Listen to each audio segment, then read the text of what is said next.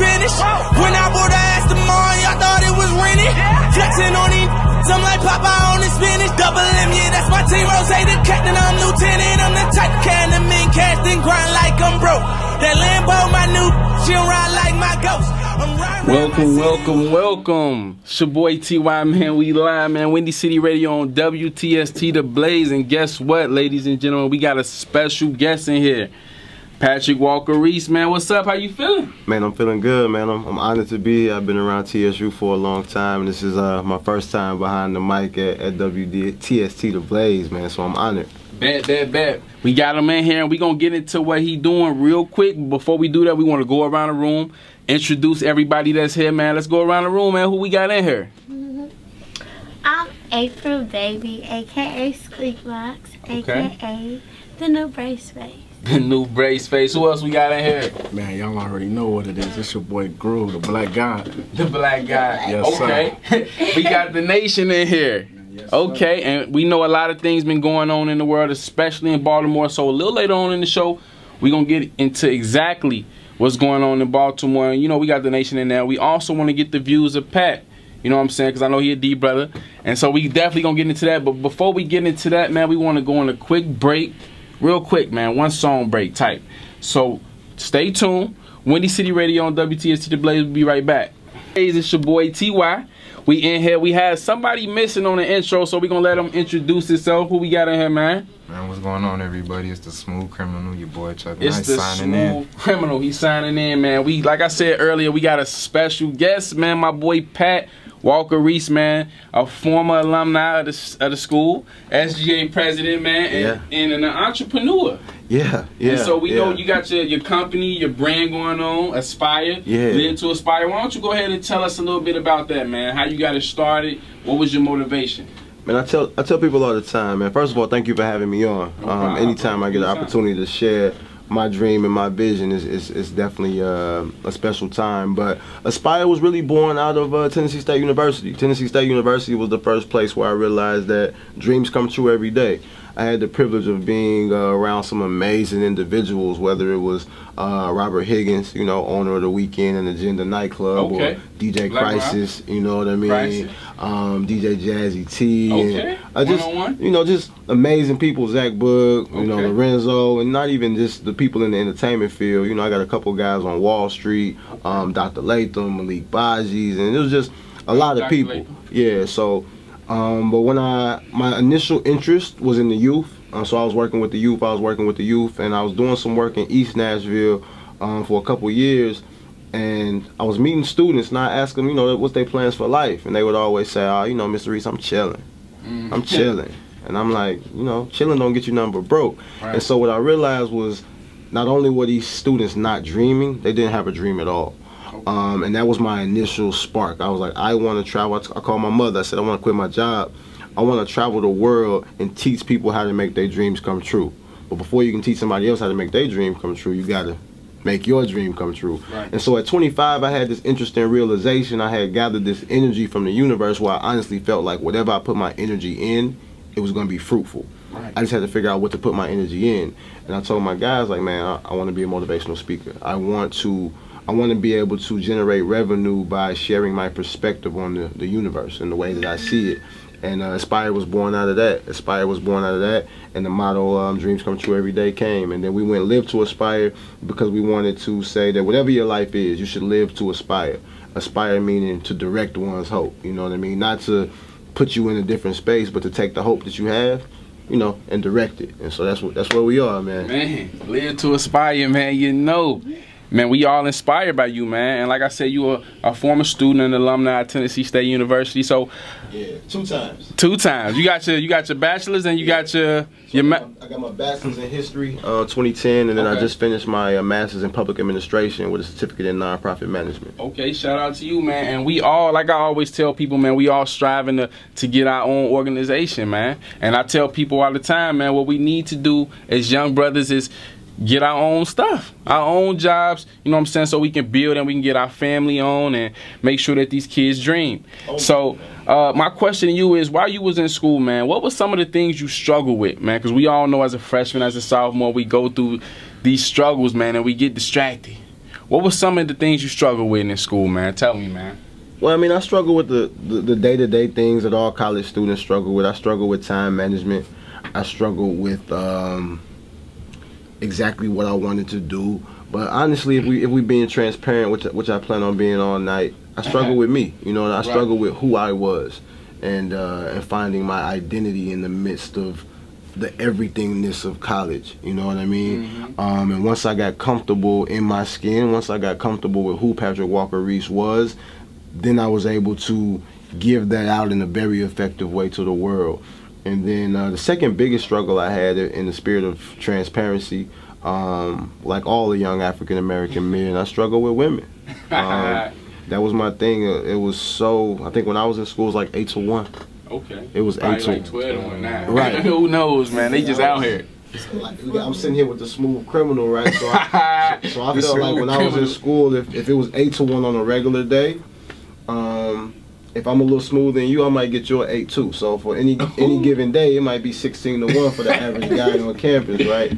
And so I say I struggle with that because the books that I read when they talk about success, they say the best way to become successful is to eliminate options. Okay. And so if you're waking up as a man in a place and you have 16 options, it makes it hard for you to function, for you to really get focused, because as men we find ourselves trying to be something for that. And there's nothing wrong with being something for a woman, but you can't be something for 16 women. You can't be something for 8 women. You can't be something for 2 women. Right. Because if you're doing it right, it's hard enough to be something for 1 woman. You know what I mean? So between, you know, finding my identity in the midst of this place and then finding my identity with how I deal with our queens, those were my 2 biggest struggles. Our queens. That's my man Groove's favorite word. Our queens. We gotta uplift our queens. Man, it's mandatory. It's mandatory, huh? Yes, and we try to do right, man, and we do see a lot of queens on here, and what we come to realize is we not really treating our queens right, man. What's going on with that? With the rapping going on right now, with the industry going on now, with the social media going on right now? Do you feel like it's an issue going on right now with how we treat our queens in retrospect to that? You can only have a queen if you're a king, right? And you can only be a king if you truly aware with who you are and what you bring to the table. And so that's just the first step, you know, understanding those struggles. And so I'm working on a book right now. I got a series out on social media. So if you're on Instagram, you can follow me at Patrick Walker-Reese, and you'll see I have a series called Pat Facts. And Pat Facts are quotes and descriptions that came from conversations I have with myself. Most successful people, I feel like, whether you're in the car, whether you're in the shower, or whether you're just on the phone, you have conversations with yourself. And so Pat Facts is a book that'll hopefully be releasing in the next 2 to 3 months, but it's a collection of those conversations with myself. And what I found is when you get in tune with you, then you can become a king. Then you can start to act like a king. And that's the only way that you'll even be able to recognize a queen, because even if she's a queen, if you're not understanding the king in you, you won't recognize that as that. You won't recognize that as that. And if she's not at that place in her life, she might not recognize it either. But like my man said, it's mandatory. It's our responsibility. It's our responsibility to bring out the dreams in everybody we touch. Okay, okay. Yes, I feel you on that, man. We all kings. And what I find when I come to school, man, and I look on campus, man, I'm seeing a lot of guys, you know what I'm saying, pants still sagging. You know what I'm saying? Just dressed bad, you know what I'm saying? Going to school not caring. And when I look on campus, it's not that they don't want to learn, it's that they don't even care to learn. You know what I'm saying? When I tell them, I'm a part of the NAACP, I'm the vice president of the NAACP on campus that just got recharted last semester. Appreciate that, man. And when I roam through the campus, bro, I ask people, do you know what the NAACP is? No, I don't know what it is. You in college, you don't know what this is? And so when I look at what's going on in the world, bro, and I know what's going on is they're ignorant. It's a lot of ignorant people out here. So what I feel like we need to do is educate them. Yeah. So my question to you is, what's the best route right now to get to the young people? What is the best way to get to the young people so that they don't remain ignorant and we get educated so that we know what's going on and how to work around what's going on? A lot of people gonna shun me for saying this, but first and foremost, the best way is education. Education is your one route to freedom, and it always has been since slavery, historically, however you look at it, education is a route to freedom. But when we talk about the youth today, it has to be social media. It has to be social media, and it has to be the internet. And I spend a lot of time dealing with educators who try to say the opposite, but that's the realm that our youth are finding their news. You know what I mean? 90% of the people that know what's going on in Baltimore right now, they know about it because of the internet. Facebook, they know about it because of Twitter. They know about it because of Facebook. So we do ourselves a disservice to not try to use that platform for change. The same way I feel about hip-hop and sports. One of our all-time goals for Aspire is to be able to use the dreams of hip-hop and sports to then flush back into our education system. Why? For example, shouts out to Cody Sensabaugh, Tennessee Titans, and his fiance Dominique. They do great things in the community, but that's one of the athletes that we work with on a consistent basis. He's been over to Maplewood High School for me. And so if I'm out of school for 6 weeks, week 1, I tell a kid, hey, man, this is what it takes to play football. This is the type of discipline you have to have. He can think or say whatever, but week 4, if I bring Cody Sensabaugh in, he's telling you this out of his own mouth. The kid looking at me like, oh man, this guy brought a Titan to my school. Right. He was really serious about this. And so we want to move our company to the point where we're able to build partnerships with the Steph Currys, build partnerships with the James Harden, go to Houston. Because what we find is, because as when we talk about it, we always say, man, we need our athletes and our rappers to go change the community. That's not their job. That was never their dream. Right. I can't be upset with Floyd Mayweather because he didn't take his $74 million and go back into the community. But I can build a platform that's relevant enough to Floyd. He'll give me $2 million for a school. Why wouldn't he? If I get on his radar. You see what I'm saying? But I can't go to him begging and panhandling. I gotta get my PhD. He's at the highest level of his field, so I gotta be at the highest level of my field before we even cross paths. You understand what I'm saying? You gotta notice you. And so that's what, to answer your question, education first and foremost, but understanding that education for our youth today isn't gonna look like what it looked like back in the day. We have to educate through the forms that they using on the day-to-day. And that's Twitter, Facebook, Instagram, all of that, Snapchat, all of that. Real quick, man, we getting into some heat right now, man. Patrick Walker-Reese, your boy T.Y. Groove, Chuck, April, baby, we in here. We're going to go on a quick break, and when we come back, we're going to get into some of the things he's currently working on, and then we're going to get into some future tips. So y'all stay tuned. Right now, we got Future coming up, and we also got Lil Durk, man. Y'all stay tuned. Yo, we back. Windy City Radio, WTST The Blaze, your boy T.Y., man, and we in here, man, and we just was really having an interesting discussion over break. A lot of people think they grinding. What is grinding? But before we get into grinding, man, we got some new guests, and we're going to get into this later in the show, but we're going to let them introduce themselves. We got a couple brothers from the Nation of Islam, and for those who don't know, they are in Baltimore making peace, because a lot of people don't know what that is. A lot of people causing havoc. So real quick, introduce yourself, and we're going to get into what grinding is. Peace, I'm Tariq Muhammad. I'm a freshman here at TSU. I'm studying agriculture, and I'm the president of the Nation of Islam Student Association on the campus. Okay, who else we got in here? Peace, everybody. I'm Samuel X. I'm a graduate student here at Tennessee State University, from Chicago as well with everybody here. And I'm in the ag department as well.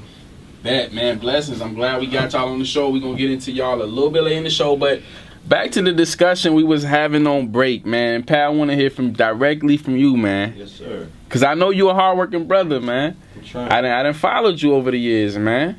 I'm trying. So, grinding. What is grinding, man? And we know you got your company, your brand, Aspire, Live to Aspire, and we know all the hard work you put into that. So, tell us, man, what's grinding? First and foremost, shout out to Channing Bailey, man, my business partner.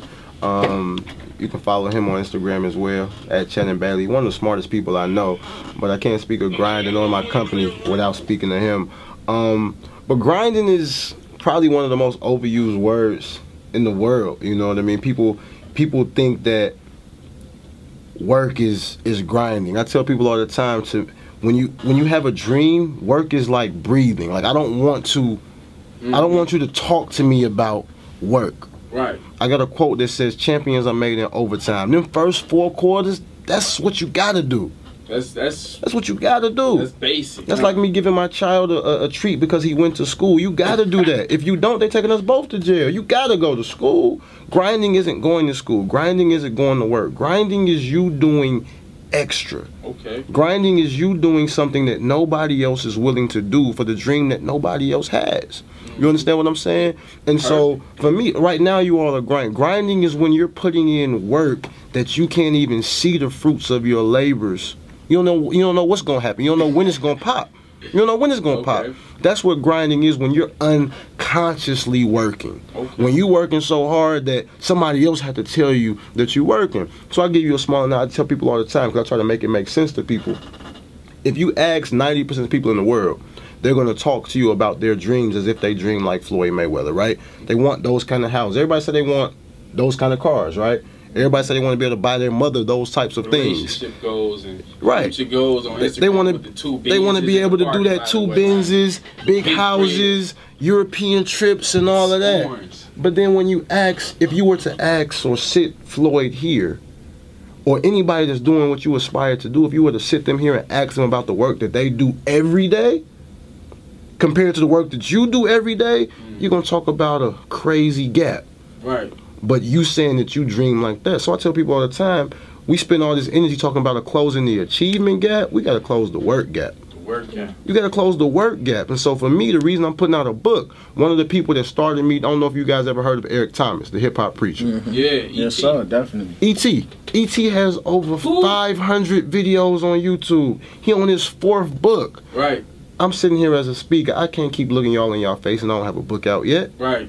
So as much as I can say I'm grinding, if I run into E.T., he gonna ask me first question, "Where's your book?" I'm gonna say, "Where you up at 3 o'clock today?" If you still in the bed after 8 o'clock in the morning, you're not grinding. Hey, period. I'm trying to tell him. Period. I'm trying to tell him if you sitting home on Twitter all day. Period. I told the kids it's not grinding. If you wake up in the if you look at the clock and it says 8:30 and you still in the bed, take the word grind out of your vocabulary. Okay.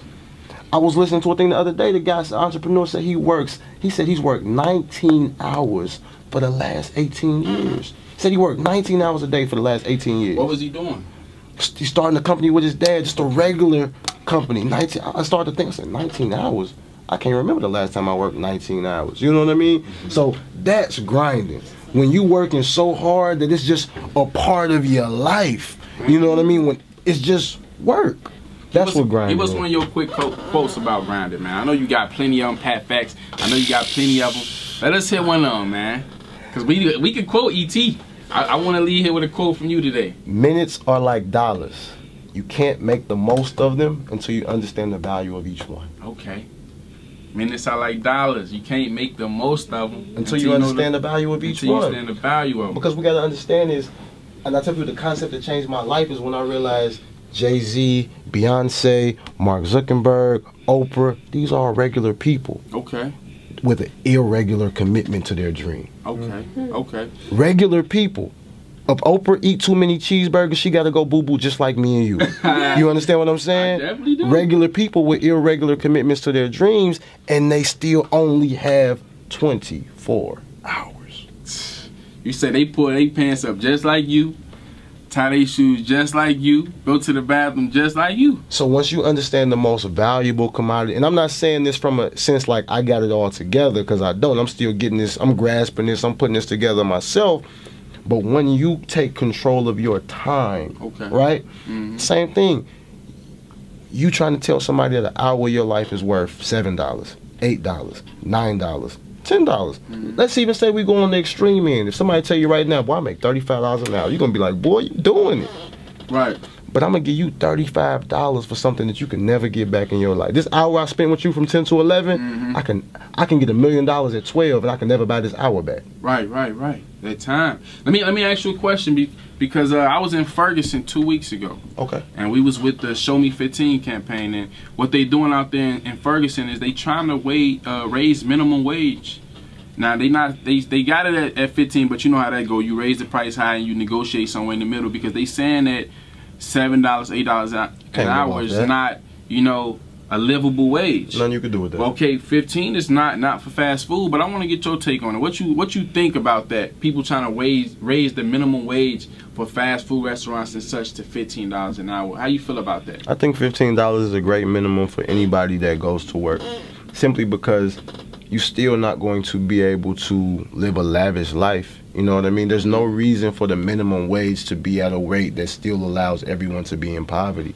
There's no point in going to work. And so for me, honestly, if you're gonna pay me $7.50 an hour, realistically, you could probably, if you woke up in the morning and was like, I need to go find $7, you could probably find $7 an hour.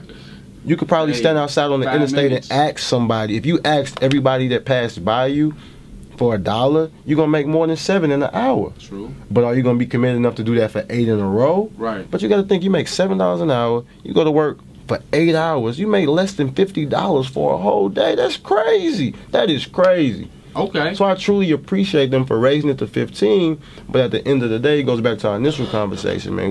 We got to continue to educate, and we got to continue to create educational opportunities, because as men and women, as kings and queens, you become a king and a queen when you can control the value for your time. That's what college is supposed to be about. Okay. You gaining knowledge so that now you can go. Oprah makes $30,000 every 30 seconds. Right.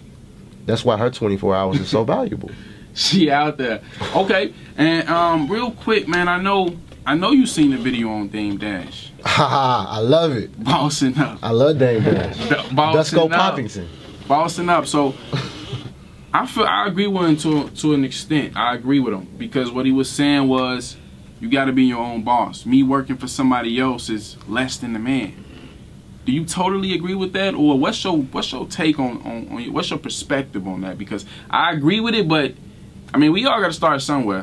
We can't come out the womb being our own boss. You know what I'm saying? We got to get mentored. We got to, you know what I'm saying? I'm gonna give you two perspectives. Okay, right? let me hear it. So the first perspective is I do think that we all got to start somewhere. You know what I mean? I think as a man, it's important for you to understand the steps to your dream. Every dream it's a different path. You know what I mean? My dream and his dream and his dream and these ladies' dream, they might have to work for somebody for a year and then they can go pop. He might have to work for somebody for 5 years, then you go pop. You know what I mean? So as a man, it's not that you shouldn't work for anybody else, but you should never be comfortable working for anybody else. Okay. So that's angle one, right? The second angle is you really don't have to. But are you willing to deal with the sacrifices that it's going to take for you now? And that's the thing. If you understand, boom, I'm going to go work for example, I had an opportunity to go to Los Angeles and work for Youth Policy Institute. I was supposed to leave March 1st. I turned it down. They was offering me about $40,000 to go out in Los Angeles, and that was cool. I wasn't doing it for the money, I was doing it for the experience. Right. My company, though, in about 4 months, we built close to $20,000. And so for me, as a man, how can I go work for another man for $40,000 a year if we build $20,000 in 4 months? 4 months. It doesn't make sense. But do I have health insurance? No. I don't have health. Well, I mean, the Obamacare, but I don't have the company health insurance. Right. I don't have, 401k. you know, I don't have all that. But those are the sacrifices that I've made now as an entrepreneur for 2 years. You know what I mean? And I tell people all the time, speaking about Dame Dash, to understand his perspective, Dame made his first $1 million at 18. Okay. If any of us in here made $1 million at 18, we'll be saying to everybody, we'll be saying whatever we want. If I made my first $1 million at 18, you couldn't tell me a thing. Second thing, however big you think Jay-Z is, however big you think Kanye is, you gotta understand that Dame Dash is sitting back at his house like, I made those two people. So however big you think Kanye is, Time Magazine, Man of the Year, Best Producer Ever, Dame is like, I did that. And he's sitting on that knowledge. And he's a boastful guy, but in the sense that you made Jay and you made Ye, he's sitting back like, man, I can do whatever I want to in this world. I can say whatever, I can do whatever.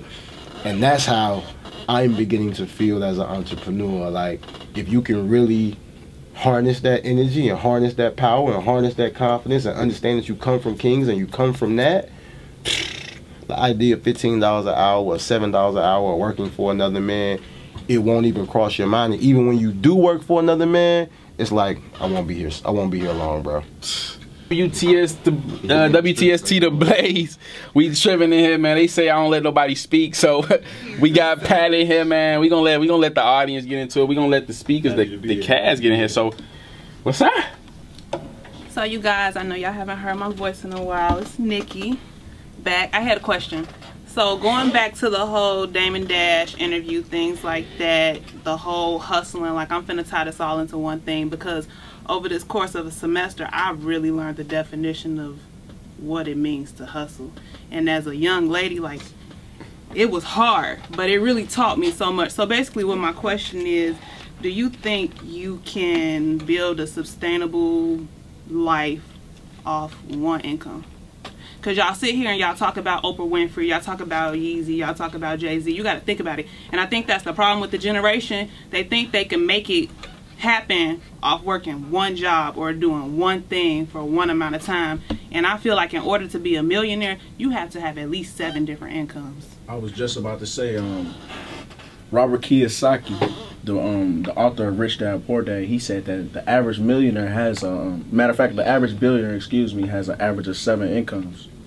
You know, and also this is, you know, it's your boy Groove. I just wanted to chime in a little bit as far as I'm one of the brothers with the Nation of Islam, and one of our fundamental beliefs, and you know, is that you know, as a man, you can never. The man and woman are born with a nature, and as a man, you can never be, you know, satisfied as long as you working for somebody else. We gotta be.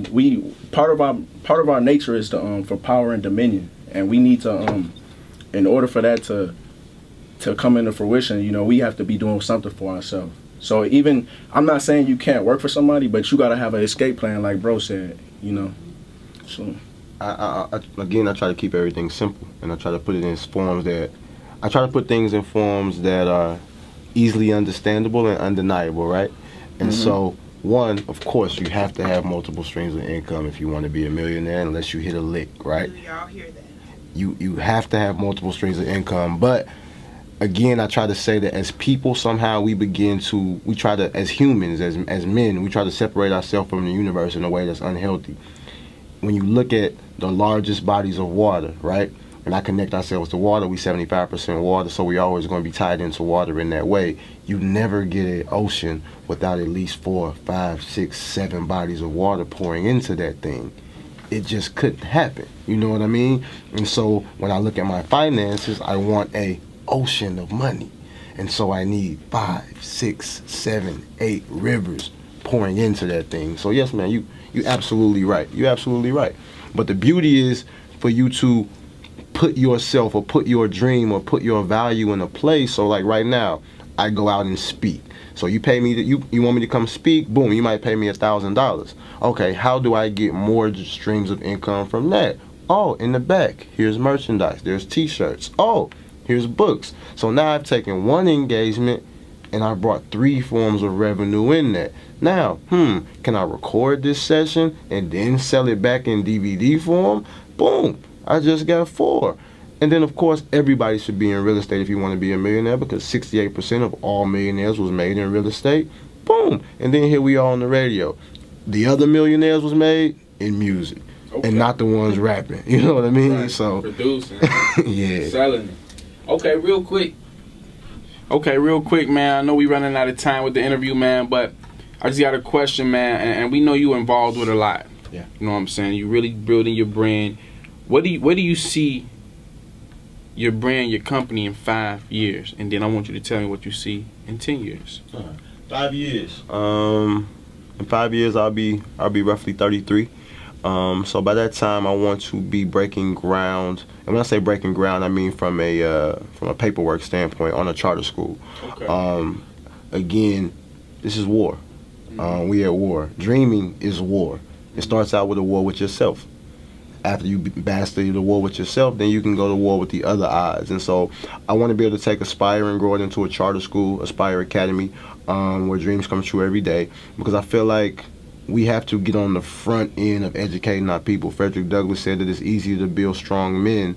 It's easier to build strong boys than to fix broken men. And I think right now we're spending a lot of money and time trying to fix broken men. By the time a man's 25, he's stuck in his ways. He's already hurt. He's already damaged by what the world has done to him. Why not put that energy into a 15-year-old? You see what I'm saying? So that's why I want to take it. I want to be able to travel the world and generate revenue off of sharing truth in the form of books, in the form of merchandise, in the form of workshops, in the form of keynote addresses, but then bring that all full circle in a charter school that contracts out. So I want to be able to contract out services. So you got English, math, and all of that. But I want you to be able to learn entrepreneurialism from a real entrepreneur. I want you to be able to learn radio from a real person. I want you to be able to learn life. I want you to be able to learn taxes. I want everybody to get LLCs, cook their own food. Learn stuff that matters. Learn stuff you need. There's no reason that you can graduate from college and still never know how to do your taxes. That's crazy. And do you feel like a little piece of that brought you back to the CPS school system? Because you know they teach you a trade as well as teach you what you're supposed to learn. Yeah. See, for me, the school system is tricky because even when I was in Chicago, I went to a magnet school. And so the magnet school versus the schools in my community were very, very different. And not because the students were different, it was just the opportunity to work. The kids in my neighborhood school, they didn't even have the opportunity to do some of the things that we were doing. And so for me, we can't continue to ask this system to educate our people the way that we need to be educated. I can't ask my neighbor to teach my son how to be the man I want him to be. I got to teach my son how to be the man I want to be. And so my job and my lifelong goal 10 years from now is to be able to have an Aspire Academy where we can continually be building the generation of dreamers. Because your dream is all you got at the end of the day. Every day you wake up, you're either building your dream or somebody else's. When you go to Walmart for $7 an hour, Sam Walton, that was his dream, and you still getting it out for him. Man, and it's money to be made out here, man. It's really money to be made out here. So I want all the people on campus to understand that, man. We got to start linking up, using our resources. So I know we wrapping up real quick, man. What advice do you have for all the entrepreneurs out there that's scared to take that leap? Steve Harvey said you would never reach your potential if you're scared to take that leap. You know what I'm saying? Because if you take that leap and the parachute don't come out, you die. But if you get the parachute to come out, you live. But you would never know what would happen if you don't jump. And if I had any advice for anybody, it's believe in yourself, man. Believe in yourself. Believe in yourself in a way that's so uncomfortable that people around you start to change. Okay. Believe in your people. Believe in your purpose. Find your purpose. Believe in your talents. And believe in the things that you've been doing well since kindergarten. Whenever I go speeches, one thing I always ask people is, what do you think I've been doing well since I was young? And the crowd always screams, talking! Mm-hmm. And then I always tell them, what do you think talking got me when I was young? In trouble. Most of the talents that you have in the world, you didn't recognize them as talents because we live in a world that focuses on the negatives. Okay. So you bring home your report card to your mother, you had all A's and a C. The first thing she look at is what? The C. But the studies show that if they put you in tutoring for the thing that you got an A in, you'll be so much more fruitful, and the C will come up just based on the energy you put into what you like. Mm-hmm. So what have you always been good at? When I started the company, my first thought was, what do I do better than everybody? And for me, I don't care if you put Barack in the room. You could bring Bill Clinton, who made $74 million off of speeches in 2013. You could bring Hillary. You could bring whoever. And I'm going to do my thing because this is what I do. You understand what I'm saying? Yeah. So any advice to anybody, believe in yourself, believe in your dreams, believe in your fears, and dreams come true every day. Okay, real quick, 3 Pat facts. 3 Pat facts. Life is about doing what you love with who you love. Okay. Dreams don't come true until you make them.